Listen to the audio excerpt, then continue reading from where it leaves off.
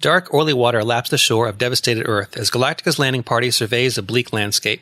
The reports from across the globe are universally grim. No sign of life. The science team confirms the obvious. The planet was nuked 2,000 years ago, and it's still radiated, so don't drink the water or eat the three-eyed fish.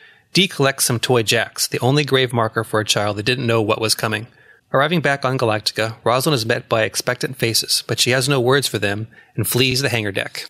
Still on Earth, Starbuck is tracking the Colonial Beacon, with Leoben tagging tentatively along. She finds a trail of wreckage, and each piece is more perplexing and disturbing than the last. The homing beacon is Colonial Issue. The tail number, her ship number. The pine-scented cockpit air freshener, the same one she bought at Caprica Mart. And then the blackened husk of the fuselage. Leoben isn't sure it's wise to know what or who might still be inside, but together they turn it over. The body of a Viper pilot sits hunched inside, still fastened in by the restraints. The skull behind the cracked visor is unrecognizable, but the brittle blonde hair sparks an awareness. Compelled to know for sure, she pulls the dog tags. They are her own. Starbuck demands an answer, but for once Leoben has nothing enigmatic to say. The only thing he can muster is that he was wrong, and starts backing away from her as if she has crypt cooties. There is another unexpected discovery on the planet. The ground team has dug up skeletons of people, and among them, metal remains of Cylon Centurions. But it's not the Cylon uprising that Rosalind suspects. Using his new Cylon bone detector, Baltar announces that the 13th tribe were Cylons. The discovery is too much for Rosalind. Rosalind gives up the will to fight her cancer, and her belief in the prophecies that brought them here.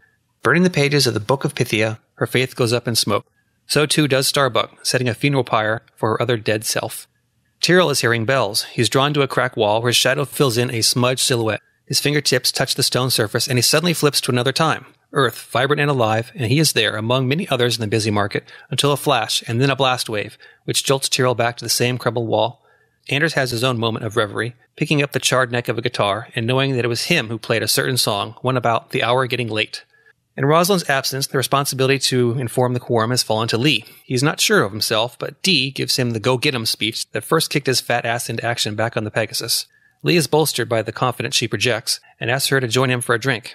After their date, Dee is glowing, Gita observes. She agrees, looking at herself in the mirror and at the picture of her younger self, that little girl from so long ago who has no idea what's in store for her. Humming, she carefully places her cherished possessions in her locker, holding on to that luminous feeling, right until she puts the sidearm to her head and pulls the trigger. It's Adama's turn to be despondent and looking for answers. He stalks the turbulent hallways of Galactica, ignoring the mix of lethargy and unruliness.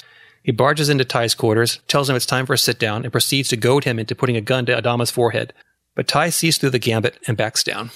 Adama gathers himself and addresses the fleet. He pledges to push forward and find a new home. Ty organizes the departure of the ground survey team. Deanna asks if he isn't tired of running. Just ride the tide out to sea, he muses, and wades into the water. He touches his hands to the surface, a vast liquid interface that flashes him back to his last moments with Ellen. Ellen, Ty realizes, is the fifth. Roll credits.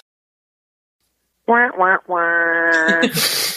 I feel like this whole episode could have also been titled the same as the graffiti on the wall when he was walking through that just said "Frack Earth."